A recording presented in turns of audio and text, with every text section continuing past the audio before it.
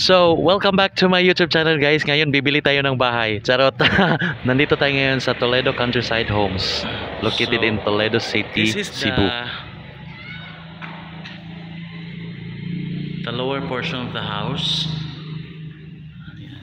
Ang wide naman ng kanyang guys. Super wide. So, itong bahay na to guys is as low as 8,000 plus per month on Pag-ibig or bank financing. Pakita ko na lang sa inyo yung loob ng bahay guys ha. Pero if you want to avail this house guys, you can message me direct on my Facebook account, Jerome Remolta. So, doon na lang kayo mag-ask ng mga details guys. So, for today's video, I'm gonna show you the interior and yung mga nasa loob ng bahay na included sa package.